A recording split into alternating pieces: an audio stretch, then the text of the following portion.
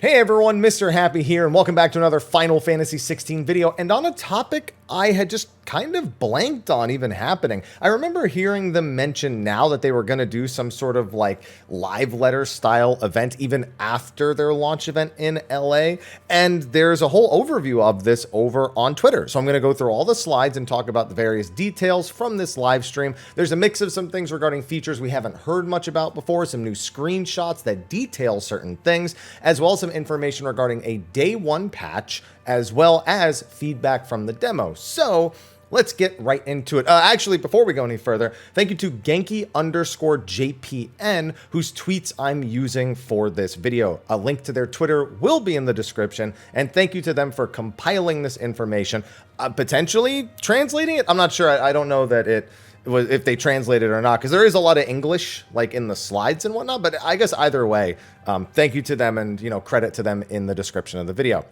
Now, scrolling down, we have the start. First of all, Japanese Final Fantasy 16 special pre-launch live stream is starting now. I'll tweet any interesting points in this thread. So there may be some additional stuff because he's only tweeting interesting points, but I've already kind of gone through it, and it feels like they've tackled the things that I would have wanted to tackle.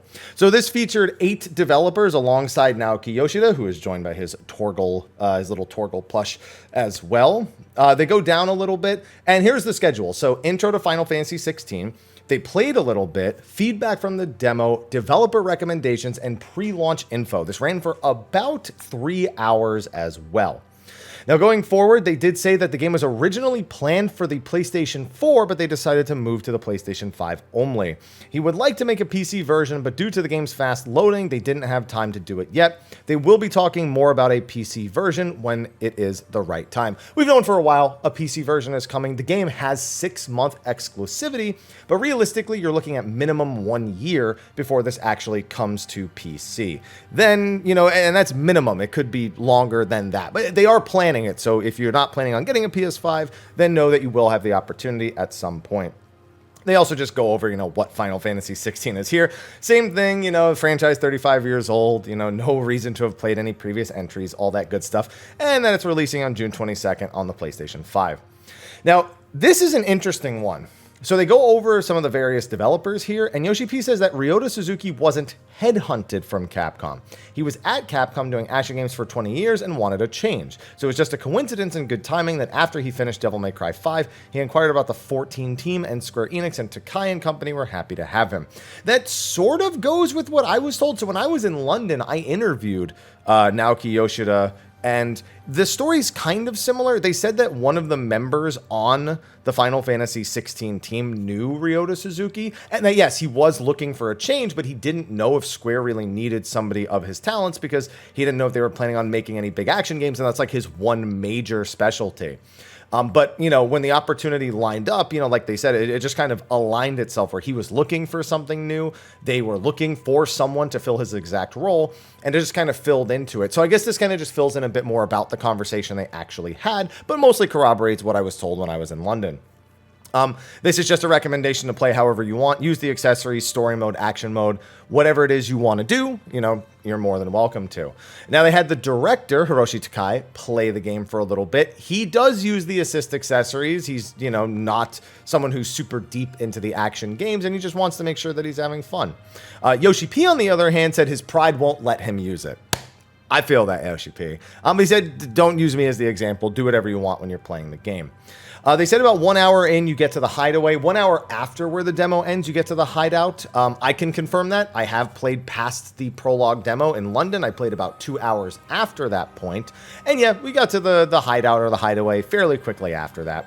Now, Yoshi P actually is playing with the English voiceover and Japanese subs, and I remember seeing a separate tweet, and I think it's probably later in this chain as well, this chain of tweets, where Yoshi P even recommends that Japanese players play with the English voiceovers and Japanese subs. That actually brings about a funny story. So way back when A Realm Reborn first came out, there was complaints from the Western audience about the quality of the voice acting, and of course the amount of voice acting that there was.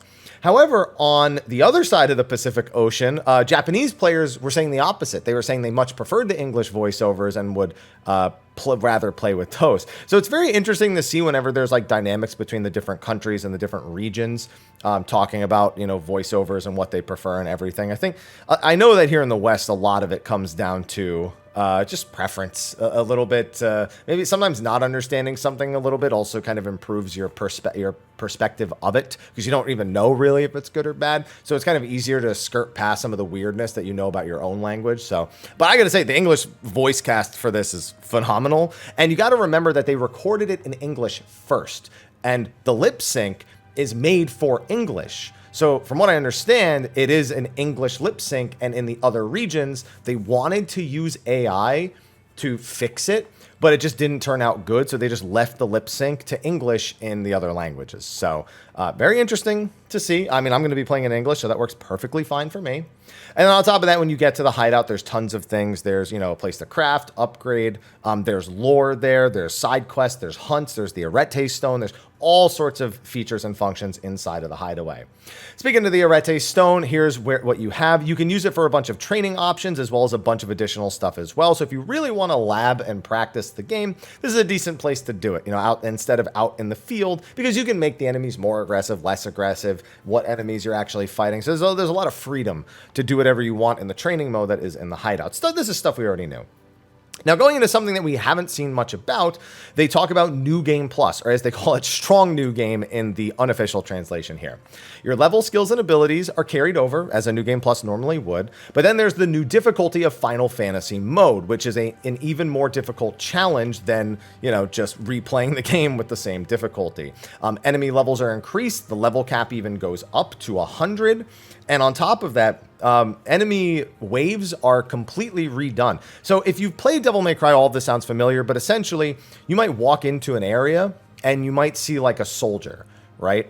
And then instead, when you go into Final Fantasy mode, it could be an Iron Giant. In fact, I think IGN has that exact example in a separate video where they got an exclusive with the developers here. So it isn't just, the enemies are spongier and they hit harder. No, there's new enemy layouts. The enemies are combined in different ways, which can make playing against them more difficult. They're all far more aggressive, and they are higher levels. So you're really going to have to elevate your play if you want to take down the enemies on Final Fantasy mode. Once you finish the game, there's also arcade mode, and that's going to be for scoring on the leaderboards. That's strictly for fun, nothing achievement related with this one, but you're going to be seeing people who do massive combo videos going for those high scores, just because it's a way of extending the gameplay and really enjoying the in-depth combat system they have. There is also the ability to replay stages should you desire, and there's also the Chronos Icon hard mode. Now, we had heard something about this, I think, from Game Informer, where essentially you're on a timer and you're only allowed to use certain icon actions, and you have to, go through it very, very quickly, try to score very well, and that will allow you to continue on to the mode.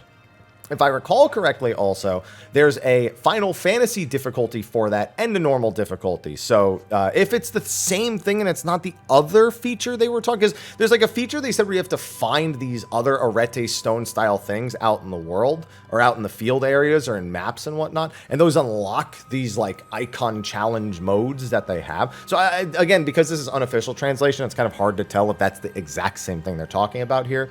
But at the very least, that exists. So combat director Ryota Suzuki is doing one of the Final Fantasy hard challenges. So yeah, he's doing the Final Fantasy icon challenge because, like I said, there's two difficulties. Now, the big thing here is there is a score in the top right. Now, if you press triangle on any skill in the ability tree, it very likely will tell you that there's some sort of battle technique at the bottom, and those different battle techniques add to your score. So landing hits on lots of enemies, having collateral attacks where you aim for one enemy, but you hit other enemies nearby, even just doing your basic 4-hit combo, magic burst, 3-hit aerial combos, all of that stuff contributes towards the score. And the goal is to try and get an S rank. That is the chief idea that you want. And then every wave is going to be scored. They're actually playing through a stage that's fairly early in the game, but because he's in New Game Plus, he's getting to play it. He's level 51. He's got still the basics of Phoenix, Garuda, and Titan equipped. But he's got all his stats, and he is in arcade mode, and he is having fun with it. So you can really get some even more life out of this. On top of that, in this mode, in the arcade style with the Final Fantasy challenge, it automatically skips cutscenes. So you don't have to do that yourself. It'll just skip past them and move you to the combat-related stuff. But you still have to go between the various enemy packs. It's just you won't have to deal with any of the cutscenes. And then in the final group of enemies, he won, but didn't get a score, and he was upset but he'll get his revenge later. They then took a short break and then came back to addressing the feedback from the demo. The first was that there's a lot of cutscenes, and Yoshi P's just like, bro, it's an RPG. They're like, what do you want me to say about that? He's like, dude, it's an RPG. It's from the first act of the story, and it'll gradually become more combat oriented, but there's still going to be long cutscenes. I know it's kind of hard to read because of this, so I might like grab the Twitter thing and extend it on the sides. In fact, let's do that. I don't care if you see how many notifications I have. Let's get that out of here. There we go. That way you can see it a little bit better. Anyway, so he also said many people enjoy cutscenes. They're also good for streamers who can watch along and stream more easily. They won't reduce the fact that he's even addressing this boggles my mind. But, you know, you got the non-RPG players coming in forgetting it is an RPG or not knowing what an RPG is. So it is what it is. And he's sure that once the story grips you, it'll grip you.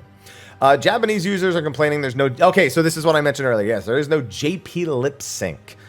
They were facial captured in English, and they tried AI, and it just didn't look good. So they're sorry. They're really important. And they could do it by hand, but it was too much work for them. It says the characters are not Japanese. They are fantasy characters, so he doesn't want them to have too many Japanese mannerisms, more like a movie. They will update the... Oh, okay, so that's it. It's just... And then from what I understand, Yoshi P also recommended them to play in English so that it matches the lip sync with the Japanese subtitles. They say they will update the game to fix frame rate issues, so do not worry. So any frame rate issues you've been having within the demo itself, or when you have them in the full game, they are working to make sure that those things are ironed out. Some people complained about one-note action. Okay, so let me put this in the most polite way that I can. You can probably safely get through the game, albeit very slowly, using very basic actions in this game. If you want to take your time, if you just want to do the most basic of things, yes, it will be one note, and yes, you can make it. You could also be a god-tier gamer and look like an absolute Chad, and it will be one of the best experiences you've ever had, and you'll kill the enemies faster, and you'll get hit less. And so if you want to improve, the gameplay will offer significantly more depth. And yeah, so, you know, open your mind up to that, you know, train of thought. And if you're not feeling challenged enough, then do the action mode and eventually Final Fantasy mode, or just watch some gameplay videos from some experienced people, including Ryota Suzuki himself, who fought a hunt 15 levels higher than him on stage during the LA launch event and absolutely obliterated the thing. Some people complained about the demo crashing their PS5. I didn't have that issue. They said they'll look into it, but you should also clean your PS5. Especially if you've been using it every day to play Final Fantasy XIV. But they are working to discover the cause. I haven't had any issues with it at all. Some players report being able to alleviate the issue by reviewing PS5 troubleshooting documentation, so that's always good. If you had your PS5 for a while, please clean it. Developer recommendations. Director Takai recommends using the photo mode. Creative director Mehiro recommends players enjoy the story. Of course, these are all just like, you know, these are the aspects they enjoy and they hope that you enjoy or go out of your way to enjoy as well. They especially recommend the Torgal side quest. So now we know there's a side quest regarding Torgal, which makes sense. You know, if you've played the demo, then you kind of understand the trajectory of the lives of the characters that are taking place. And, you know, Torgal's an integral character in the game. He's not just your buddy. He's integral to the story, at the very least one may assume, given how important he is to Clive. So... of course, that there's going to be... I actually, though, didn't think there was going to be a side quest for Torgal. I don't know why, I just didn't think about it, but it makes a lot of sense, so I'm glad to hear it. The art director, Minagawa, who I met, actually, in London as well. I didn't know I was going to be interviewing him. I had no questions available for him. But, you know, he was courteous all the same, even though I didn't ask him anything. Let's see. They had trouble doing the carrots on Joshua's plate and worked hard on the fruits and meat lying around. So please enjoy the detail. Really, it doesn't look like they struggled. They did a pretty good job with all that. Ryota Suzuki recommends trying out all the different abilities. Big surprise. Soken recommends the music trains. Yo, Soken was asked to make 150 tracks for this game. He made 215 tracks. What a monster, dude. Soken also talks about the real-time music systems and haptics that also react to the sounds. Says, please play with the volume way up. Koji Fox explains the different way they approached everything in 16. Everything was English first, and Mayhiro told him you can do whatever you want, which surprised him. They had lots of meetings with Mayhiro, a lot of back and forth between English and Japanese scripts. Yeah, I mean, I think we're really going to get to see Koji in his element. You know, we saw it a lot when he was the localization lead specifically on Final Fantasy XIV. But you have to remember, he's the localization lead of all of Creative Business Unit 3. And Kate, who is actually going to be a guest at FanFest, has taken over and has been doing a really, really good job in what was Koji's old role. So I'm really curious to see with him heading the localization and the script, like a major, major player in the script and not just what we hear in English, what he's got, because everything from the demo is great. Everything that I played in London that wasn't part of the demo was great. I've got no faults. So I'm like, I really want to see how the rest of it plays out. Koji also had to direct the Japanese motion capture actors to make them fit the English voice performances, which was a challenge. Koji also did some facial capture in VO, but his scene got cut from the final game. Oh, that's funny. That's pretty funny. Yeah, and then he gives a few examples of like some of the different work that they did. Say there will be a day one patch. So they had originally said they did not want to do a day one patch, but that they were testing things every day. And if they needed to, they would absolutely do it. So what do you need to know about the day one patch? It's going to fix a control flag issue, which can make progress impossible under certain conditions. Now, this actually could be so bad that you would have to start a new save file in order to fix said control flag. So probably a pretty important thing to have fixed day one. Fix an issue wherein the game could close unexpectedly under very specific circumstances. Honestly, I've had so many game crashes in the last like 10 years on console, on PC too, but on console, that it's just like, you know, thanks, but I'm not really surprised.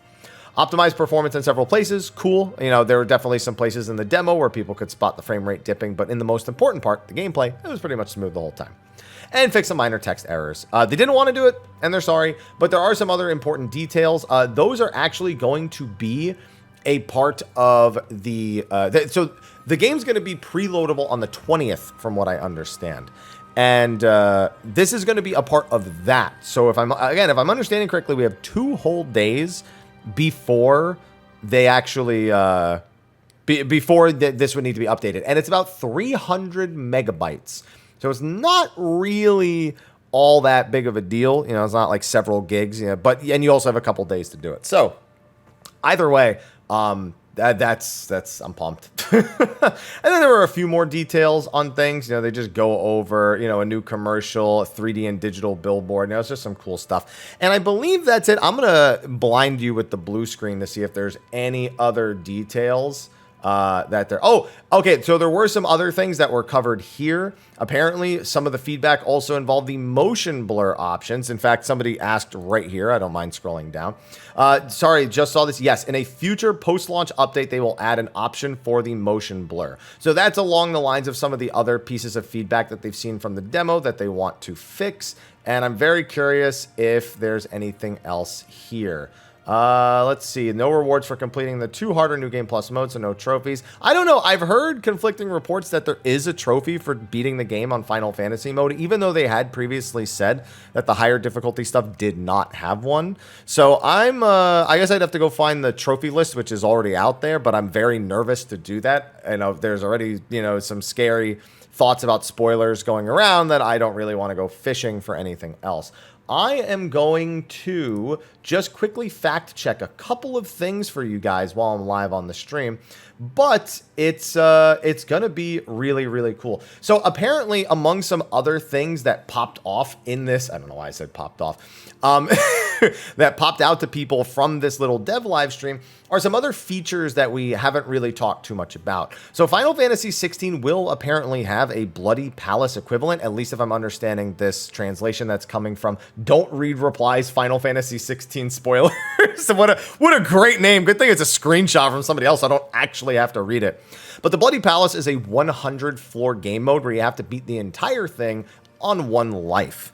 And you go floor to floor, gathering time. And I think that might actually be the time challenge mode that they were talking about before, the Icon Challenge hard mode, where, again, you have to go through with a time limit and whatnot and fight all these different floors with different enemy compositions. But it is, as this person puts it, a playground for combat junkies. And it is one of my favorite features in Devil May Cry. So I'm very, very excited to see more stuff regarding that. We also saw some other stuff. The Standard Edition coming with, there is a Final Fantasy 16 original soundtrack, a Standard Edition, and an Ultimate Edition, and it is 8 discs long, 8 CDs. There's another detail that apparently Final Fantasy 16 was almost 2 discs. Came very, very close to it. So they decided that it was going to be too much work. It was going to be too much production cost. It was going to delay the game. So they made sure to get it onto a single disc. But it came very, very close to being just like Final Fantasy VII Rebirth, which is we now know is going to take up more than a single Blu-ray disc. I'm very, very excited. One other final detail that I did find here, and hopefully this is all of them because there's too many details to go through, and I'm very scared to be scrolling through stuff for Final Fantasy 16 at the moment. When can you play it? Apparently at midnight in your region. So North America, for example, would be midnight Eastern. Japan would be as soon as JP Midnight comes around. New Zealand, Australia, China, everywhere is going to have it available at midnight on their region. And you'll have 48 hours before launch in order to actually preload it and download it. So I believe that covers everything from this live stream. I had to go and find a few additional sources for things through my Discords and whatnot, which are much safer than anywhere else. But I'm really excited to have this just a few days away. It's surreal to think that Final Fantasy 16 is actually this close to us. I've been playing the demo nonstop. I'm working on a combat tutorial for people. Just got a few things to round out, a few facts to check before I post that. Not to mention the amount of content I'm going to post about the game on launch, after launch, highlights, shorts, TikToks, all that stuff. I've got tons and tons of plans. So I'm sorry if you don't want to see Final Fantasy 16 stuff on the channel. You're afraid to click it, whatever. I'm going to try to be largely okay with the spoilers, but I am still going to be posting a lot of stuff. So you've been forewarned. I know a lot of people tend to unsubscribe and resubscribe when there's new games that are, they're worried about that kind of stuff. Totally understand, totally respect it. And I just hope that you all enjoy the game to the best of your ability.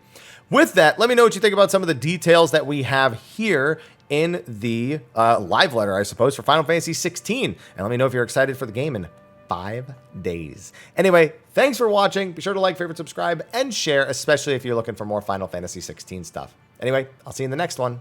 And until then, take care.